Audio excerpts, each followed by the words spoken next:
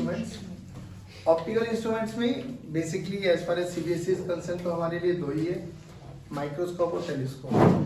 ठीक है, but in microscope और टेलीस्कोप को पढ़ने से पहले हमें थोड़ा ऑप्टिकल इंस्ट्रूमेंट जो भगवान ने हमें दिया है उसके बारे में बात करते हैं। दैट इज भगवान ने ना हमें इतनी बढ़िया लेंस दिया हुआ है, ये इसकी बहुत तगड़ी मतलब इसकी रेजोल्यूशन है इस लेवल पे आज तक हम अपने जो भी डिवाइसेस बना पाए ना इसका कंपैरिजन नहीं कर पाए आज तक हम लोग। इस लेवल पे ये डिवाइस है और इसमें देख कितनी अच्छी खासियत बात है। तो थोड़ा बहुत आंख के बारे में बात करते हैं, उससे पहले दो तीन चीजें बताता हूँ। आप अपनी ना कोई भी एक नोटबुक उठाओ, उसमें कोई भी एक लाइन लिख दो या लिखी हुई लाइन को निकाल लो आप, ठीक है। और बिल्कुल है ना ऐसे सामने रखो नोटबुक को और आराम से देखो, सुंदर सुंदर अक्षर लिखे हुए होंगे, ठीक है, सबको दिखाई दे रहा होगा, परफेक्ट। अब इसी नोटबुक को थोड़ा सा पास लेके आओ, मतलब ले आओ, थोड़ा पास लेके आ जाओ, तो आप लोगों को अभी भी दिखाई दे रहा होगा। थोड़ा और पास लेके आएंगे तो यू विल फील कि भाई साहब एक के ऊपर एक अक्षर दिखाई देंगे आपको। अभी नहीं दिखाई दे रहे तो थोड़ा और पास लेके चला जा, और अभी भी नहीं दिखाई दे रहे तो तू चमत्कारी लड़का है भाई, ये चमत्कारी हो गया ना, ऐसे लगा बैठा है सर। नहीं मैं अभी भी देख पा रहा हूँ सर, मैंने सर ये लाइन है ना रटी हुई है सर, माय नेम इज हर्ष चौहान है सर।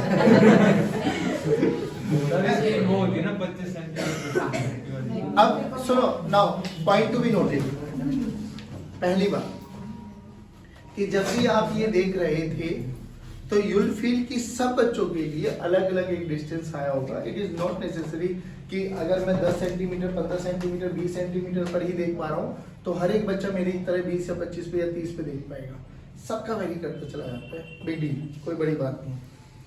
बट इसको अगर हम बात करें एक हेल्दी बच्चे से और थोड़ा थोड़ा जैसे जैसे एज के साथ जाते हो आप लोग, ये साथ के साथ ये डिस्टेंस थोड़ा बढ़ता चला जाता है, तो will deal with average distance. तो ये एवरेज डिस्टेंस कहलाया जाता है 25 सेंटीमीटर, और इसको बोला जाता है distance of distinct vision, least distance of distinct vision.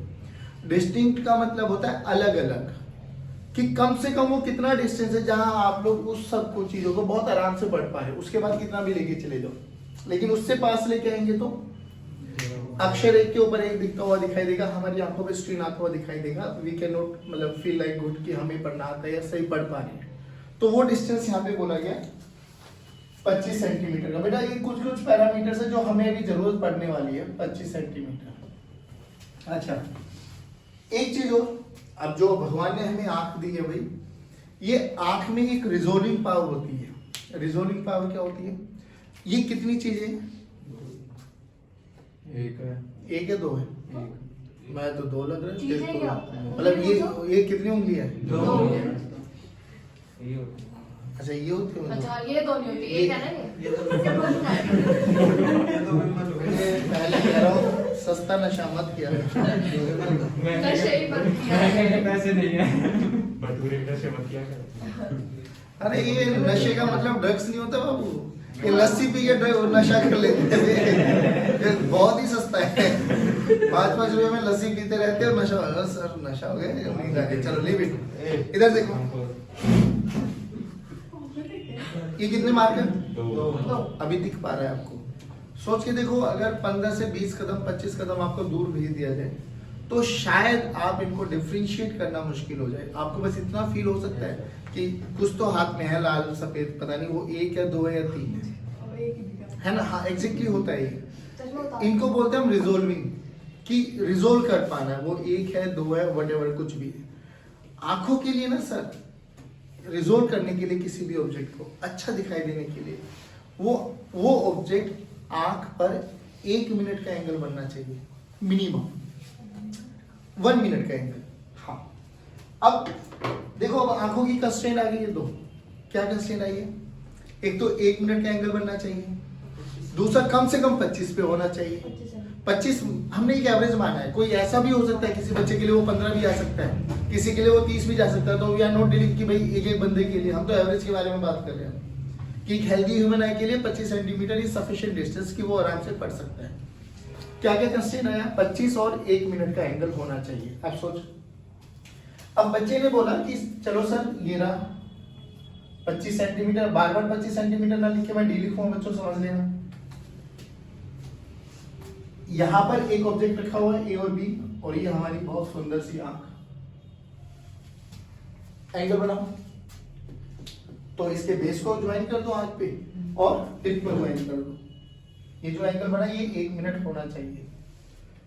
लेकिन हमारा एक चमत्कारी बच्चा बैठा होता कह रहा है सर 1 ही मिनट क्यों, एंगल तो लो मैं बढ़ा देता हूँ। उसने बोला सर देखो ऐसे भी तो हो सकता है, इसको उठा के आगे रख दो।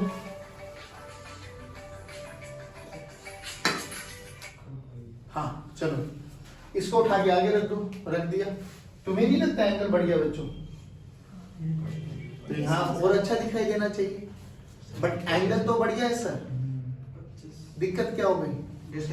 डिस्टेंस कम होगा, और ये तो वो डिस्टेंस है जहां हमें दिखाई नहीं देगा सर, तो एंगल बढ़ने का कोई लॉजिक एंगल से ही डिस्टेंस पे आना चाहिए सर, तभी हम लोग उस ऑब्जेक्ट को बढ़िया परफेक्ट तरीके से देख पाएंगे जैसा हमें दिखना चाहिए। बात समझ में? तो आंख की बेसिक कंस्ट्रेंट क्या है? 25 सेंटीमीटर और 1 मीटर, ये कंडीशन होनी चाहिए। अब सिमिलरली यहाँ पर भी हम लोग मैग्निफिकेशन के बारे में बात करेंगे बच्चों। मैग्निफिकेशन क्या होता है?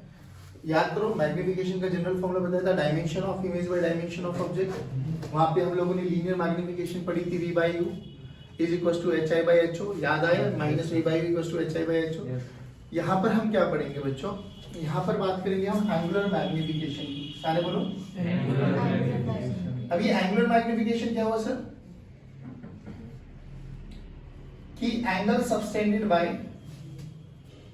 Image on eye to the angle subtended by object when placed at least distance of distinct vision। जायज बात है यार, उससे कम पे रख दिया तो हमें फायदा नहीं। तो हमें ये देखना कि ये ऑब्जेक्ट अगर डी पर रखा हुआ होता तो कैसा दिख रहा था, वो एंगल कितना सबटेंड कर रहा है। और अब हम लोग इसको टेलीस्कोप या माइक्रोस्कोप से देख रहे हैं तो अब कितना दिखाई दे रहा है, तभी तो कंपैरिजन करेंगे ना। पर मैग्निफिकेशन का मतलब क्या होता है कि भाई सर देखो, अमीबा सबने देखा होगा शायद स्कूल लैब्स में। अमीबा डायरेक्ट आपके टीचर डायरेक्ट माइक्रोस्कोप में लगा दे, वो मिलती है आपको स्लाइड, डायरेक्ट लगा के कह रहे देखो अमीबा। तो अगर माइक्रोस्कोप से देखते तो अमीबा कुछ ऐसा भयंकर सा दिखाई देता है। यही होता है अमीबा, घबरा मत। ये तो माइक्रोस्कोप में देखने के बाद पता लगता है। अब हमें कैसे पता ये इतना मैग्नीफाइड हुआ नहीं हुआ है? तो हम वो स्लाइड देखते हैं जब नॉर्मली, तो स्लाइड में कुछ ऐसा सा अमीबा दिखता है। देख ये स्लाइड और ये होता है वो अमीबा। जब हम इन आंखों से देखते तो हमें ये दिखाई देता है, और जब हम माइक्रोस्कोप के थ्रू देखते तो अपन को ये दिखाई देता है। तो मैग्निफिकेशन का तभी तो पता लगेगा ना कि पहले था कैसा। हमें तो ये दिखाई दे रहा, स्टार्टिंग से ये दिखाई, इसको तो बता ही नहीं रहा कोई भी। हमारे लिए क्या मतलब है कि अमीबा ऐसा भी होता है? हमसे तो कोई भी पूछेगा अमीबा कैसा, हम तो ऐसे ही बता देंगे। नॉर्मली अगर कोई पूछे बिना माइक्रोस्कोप के बता अमीबा कैसा, तो हमारे लिए तो ये है ना फिर वो। तो मैग्निफिकेशन समझ में आया कि पहले ये तो देखो कि वो ऑब्जेक्ट डी डिस्टेंस पर रहते हुए कितना एंगल बना रहा है। फिर जो भी आप माइक्रोस्कोप से देखोगे, टेलीस्कोप से देखोगे, फिर कंपैरिजन देखेंगे कि कितना मैग्नीफाइड हुआ है वो। याद करो, अब आप पबजी वगैरह खेलते हो तो पबजी में स्कोप्स वगैरह यूज करते हो, 10x 8x है ना।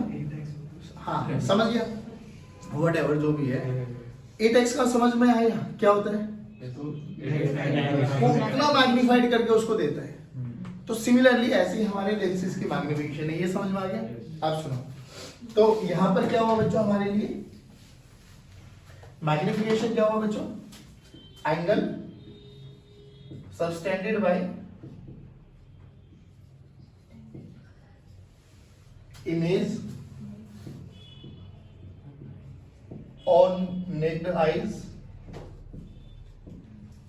to the angle subtended by object when placed at, अब मैं डी लिख रहा हूँ, डी का मतलब समझ में आ जाना चाहिए। 25 सेंटीमीटर। हाँ 25 सेंटीमीटर, ये समझ में आया। अब इसके बाद हम बात करेंगे थोड़ा सा आई के बारे में। अब देखो भगवान ने हमें बहुत सुंदर आंख दी है, आंख दी है, कुछ इतनी सुंदर है वो। नहीं फिर नहीं भगवान ने मुझे अरे देख तो सही अब कितनी सुंदर बनेगी। ठीक है बायो का स्टूडेंट है वो? हाँ बायो वाला तो थोड़ा सा हेल्प करना। ये ऑप्टिक नर्व्स होती है, ऑप्टिक नर्व्स जो यहाँ से इलेक्ट्रिकल सिग्नल जनरेट करके हमारे ब्रेन तक जाता है, तब हमें पता लगता है कि कौन क्या है। ये यहाँ कॉर्निया होता है, उसके अंदर आइरिस। अब मैं थोड़ा तुझे समझाता हूँ अच्छे से, फिर दिलाता हूँ थोड़ा, सही है? ये कॉर्निया, ये आइरिस, और यहाँ पर होता है एक्वस लिक्विड। ह्यूमर होता है, वही ह्यूमर बोलते हैं। चलो कोई नहीं, एक्वस, ठीक। और यहाँ पर होता है हमारा लेंस, इधर होता है vitreous, vitreous vitreous, aqueous and vitreous.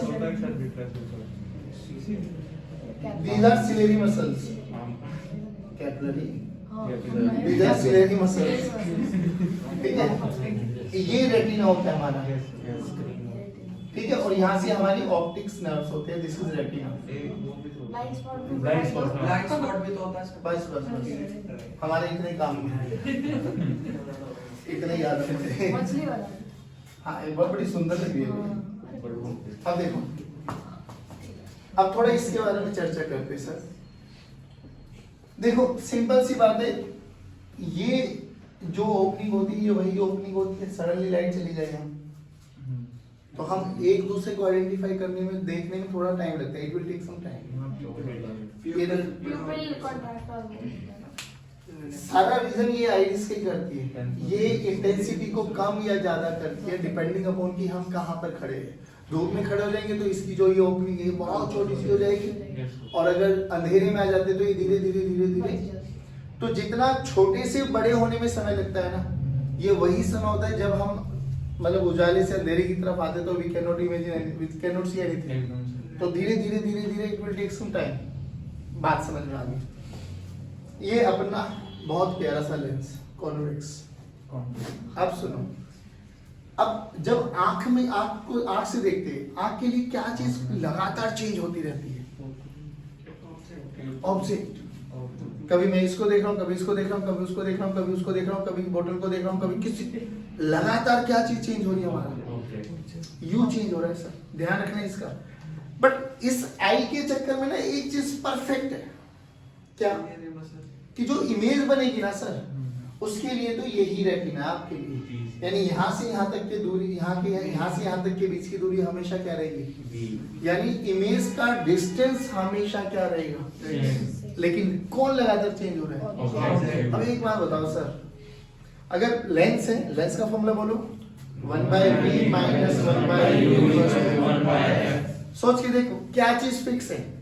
क्या चीज लगातार चेंज हो रहा है?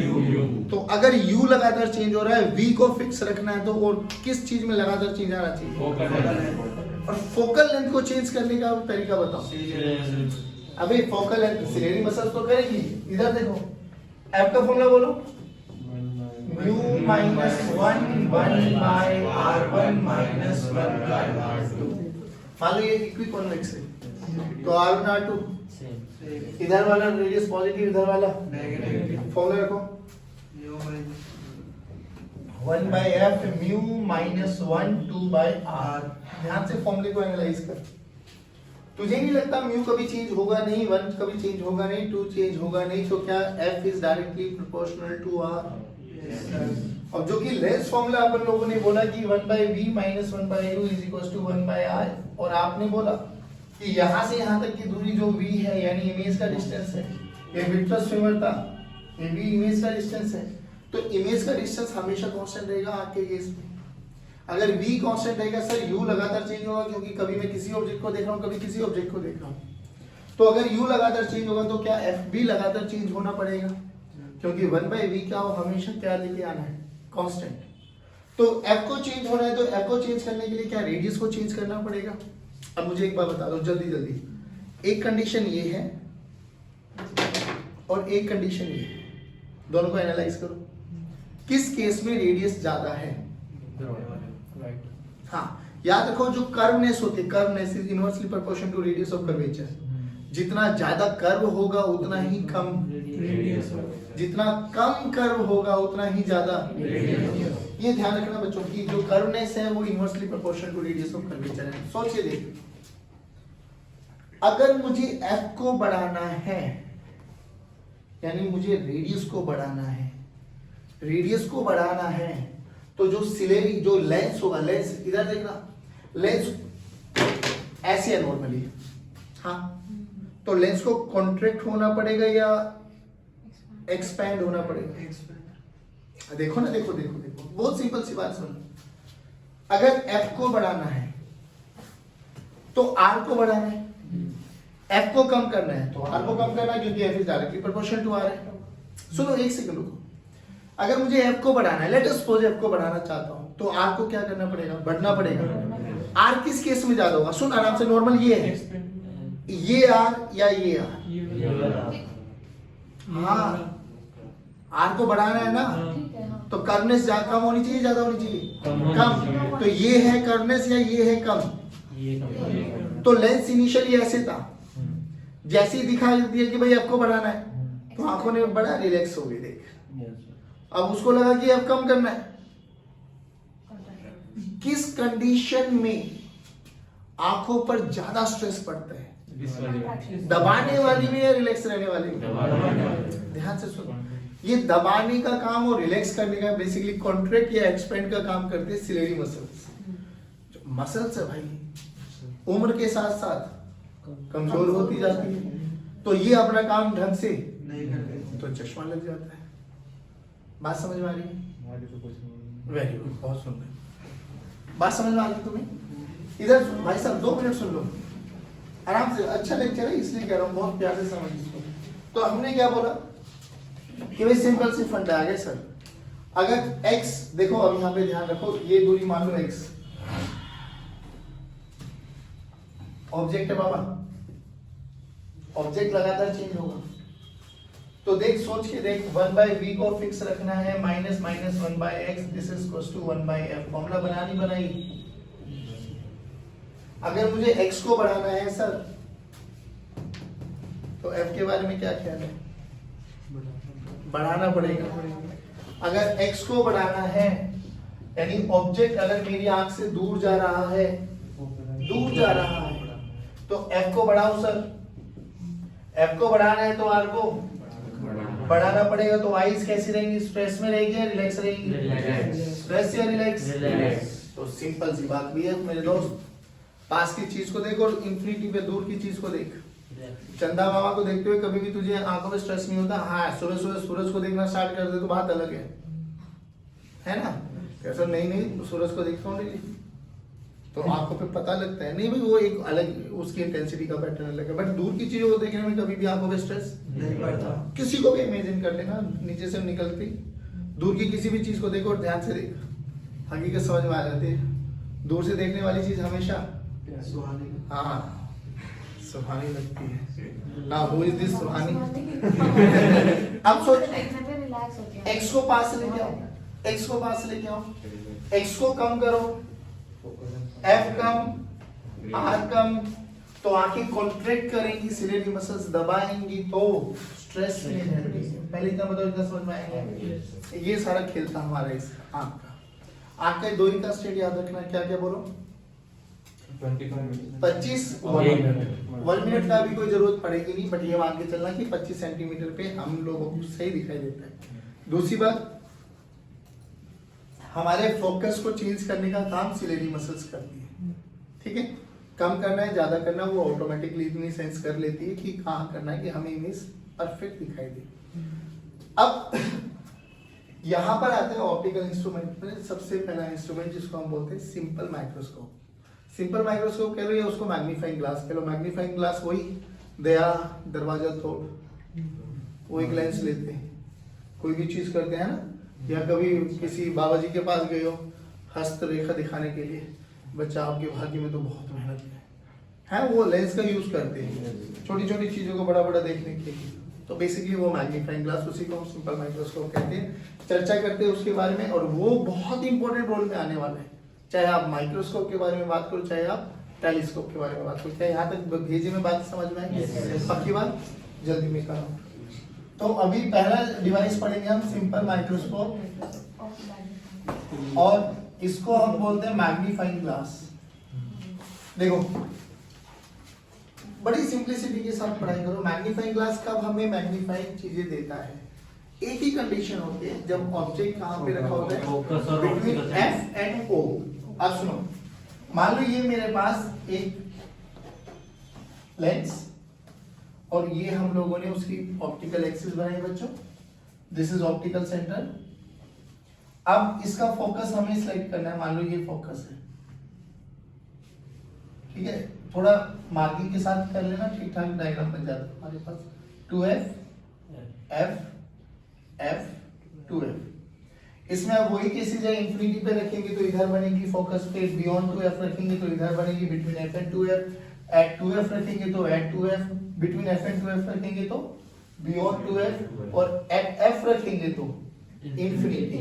यहां तक जितनी भी इमेजेस बनी थी रियल बन रही थी। लेकिन अगर मैं ऑब्जेक्ट को कहां रखूं बच्चों, बिटवीन f एंड o, ये रख दिया मैंने, let's say this is a object and this is b object, तो क्या करो बच्चों, यहां से दो रेज निकालो, तो एक रे गई पैरेलल टू प्रिंसिपल एक्सिस, तो बोलो आफ्टर रिफ्रैक्शन फोकस, तो पॉइंट नंबर 1 गिरा। एक रे निकाल दो ऑप्टिकल सेंटर से,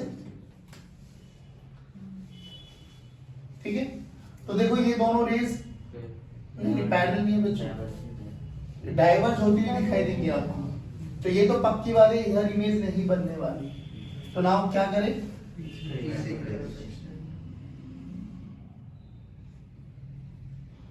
ठीक है, ये तो ये हमारा बना a डैश, और यहां से अपन एक लाइन ड्रॉ कर देंगे, ये बनी हमारी b डैश। आप सोचो डायग्राम में कोई दिक्कत? चलो, हमें इमेज कहां बननी चाहिए, बोलो डी पर। इमेज कहां बननी चाहिए? परफेक्ट। तो ये हमारा वी हो गया इमेज, दैट इज डी।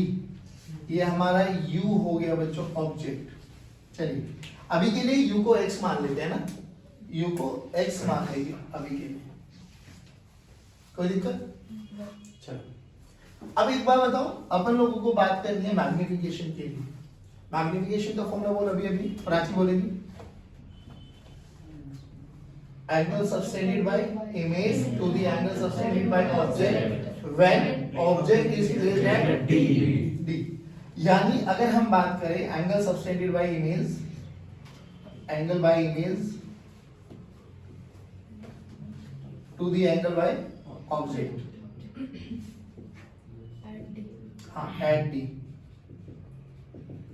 अब जो अगर हमारी इमेज ये ऑप्टिकल सेंटर था, इमेज डी पर बन रही है, तो इस ऑब्जेक्ट को डी पर रख के देखो ना, एक बार ले आओ ऑब्जेक्ट को, ए बी को उठाओ यहां पे ले आओ, this is A and this is B. तो ये ए इस ओ पर कितना एंगल सस्टेन कर रहा है, ये इसको बोल दिया अल्फा। और जो नीले वाली लाइन इस पे साथ देखो, नीले वाली लाइन इमेज से आ रही है, अरे यही तो होगी हमारी आंख, नहीं आया। और ये नीले वाली आंख कितना, नीले वाली लाइन देखो, ये angle beta, angle we are dealing with paraxial rays, तो बोलो एंगल को क्या लिख सकते हैं अपन, बीटा बाय अल्फा, जो कि पैराएक्सियल रेस के साथ डील कर रहे हैं। तो बीटा को अपन tan बीटा भी बोल सकते हैं बाबा, tan बीटा बाय। अब ध्यान से देख, ए बी ओ में से टेंजेंट अल्फा निकालो, ए बी बाय वो डी ए, अरे देखो ना tan बीटा क्या हो गया, ए बी बाय,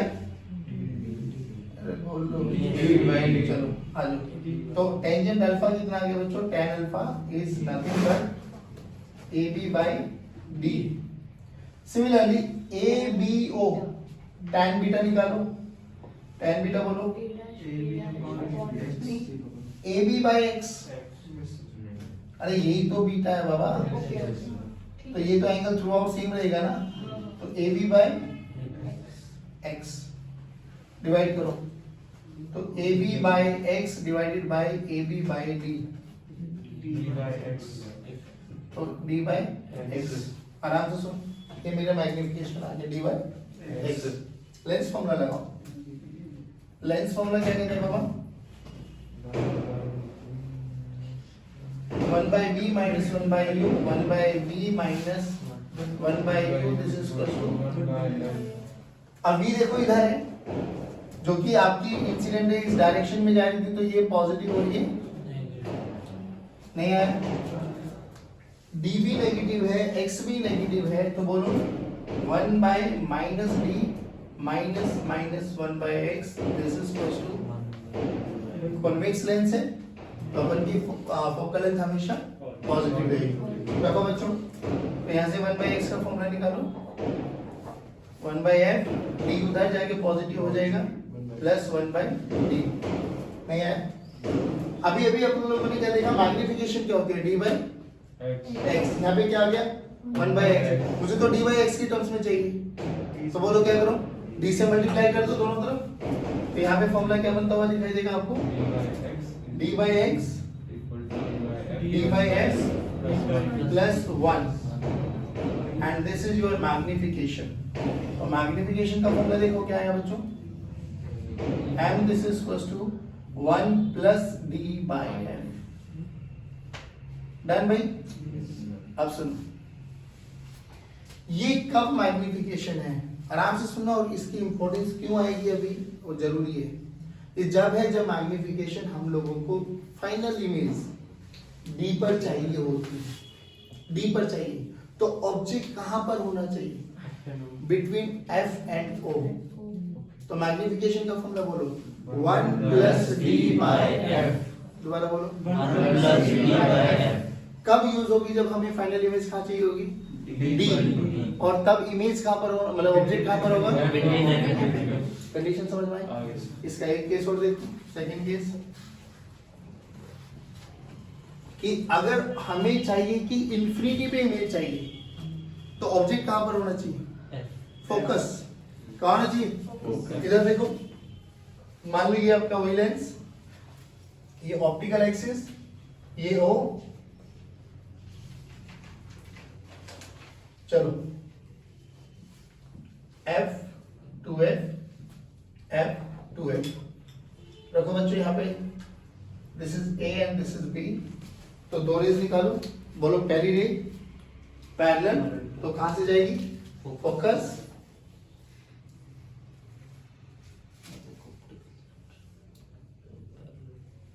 ये पैरेलल आती हुई दिखाई देंगे आपको, ठीक है? तो इमेज कहां बनती हुई दिखाई देगी, इंफिनिटी।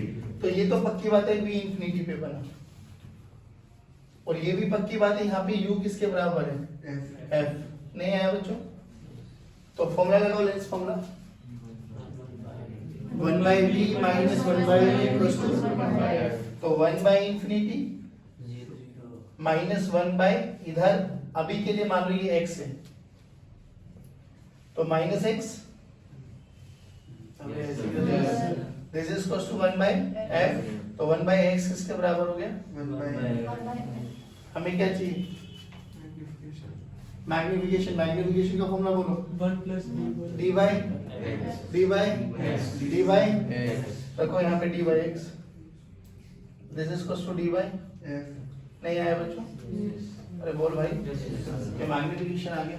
तो इस केस में मैग्निफिकेशन का फॉर्मूला क्या है, डी बाई। पहली बात, अब ये क्यों हम इन चीजों के पीछे पड़े हुए, यानी we can say eyes is relax. देखो भाई, अब जब आप लोग कंपाउंड माइक्रोस्कोप पढ़ोगे ना, कंपाउंड माइक्रोस्कोप में आप लोगों ने देखा होगा लैब्स वगैरह में कि एक माइक्रोस्कोप होता है, उसमें एक ट्यूब सी होती है, उस ट्यूब में 2 लेंसेज लगे होते हैं, है ना, कुछ ऐसा करके देखो। अगर आप लोगों ने देखा तो काफी फील आ जाएगी कि यहाँ पर आपके पास ऐसे 2 लेंसेज लगे रहते हैं एक ट्यूब के अंदर, बाकी पूरा सेटअप रहता है, वो स्टैंड वगैरह रहता है, और एक आप यहाँ पे स्लाइड वगैरह रखते हो। जहां स्लाइड रखते हो उसके बगल वाला लेंस बोला जाता है ऑब्जेक्टिव लेंस। क्या बोला जाता है? और अपन यहां से उसको देखते हैं, तो जहां आंख को रखते हो वहां पे बोला जाता है आई लेंस। ऑब्जेक्टिव लेंस और आई लेंस के बीच का जो डिस्टेंस होता है that is length of microscope tube. ठीक है, this is your eye lens and this is your objective lens. अब सोच के देखो बाबू, जो ये दोनों केसेस है ना, चाहे हम टेलीस्कोप के बारे में बात करेंगे चाहे हम माइक्रोस्कोप के बारे में बात करेंगे, दोनों के दोनों केसेस आपके लिए आई लेंस का काम करने वाला है। अगर हम ये चाहते हैं, देखो पहली इमेज बनेगी ऑब्जेक्टिव लेंस से, जो ऑब्जेक्टिव इमेज बनेगी वो आई के लिए ऑब्जेक्ट का काम करेगी। अब जो वो ऑब्जेक्ट के लिए आई के लिए ऑब्जेक्ट का काम कर रही है, अब हम चाहते हैं कि फाइनल इमेज कहां बने, फाइनल इमेज यहाँ पे बनाएंगे या वहां पे बनाएंगे। तो अगर यहाँ पे बनाएंगे तो वो जो ऑब्जेक्ट बनी है आई लेंस के लिए वो कहाँ रखी होनी चाहिए, आई लेंस के एफ और ओ के बीच। अगर हम चाहते हैं कि फाइनल इमेज इंफिनिटी पे बने, तो जो आई लेंस के लिए जो ऑब्जेक्ट बना है वो कहाँ रखा हुआ होना चाहिए, उसके फोकस पे। दोबारा सुनो, क्यों हम बात कर रहे हैं इन दोनों केसेस को, इतना इंपॉर्टेंटली पढ़ रहे हैं, अलग अलग से पढ़ रहे हैं, रीजन समझ में आता है क्योंकि अब हम डील करेंगे कॉम्बिनेशन ऑफ लेंसेज का। जब कॉम्बिनेशन ऑफ लेंसेज के बारे में बात करेंगे तो एक ऑब्जेक्टिव लेंस होगा और एक, तो पहला ऑब्जेक्ट रखा जाएगा ऑब्जेक्टिव लेंस के सामने, ऑब्जेक्टिव लेंस की इमेज बनेगी। वो ऑब्जेक्टिव लेंस की इमेज किसके लिए ऑब्जेक्ट बनेगी, आई लेंस। उस आई लेंस की फाइनल इमेज कहां चाहिए हमें, या तो यहां पे चाहिए होगी या यहां पर। तो उस फाइनल इमेज की बनाने के लिए जो आई लेंस का ऑब्जेक्ट होगा उसको या तो एफ और ओ के बीच में होना पड़ेगा या एफ के बीच में होना पड़ेगा। नहीं आया, जल्दी बोलो, पक्की बात है, ये चीज समझ में आई, इसको कहा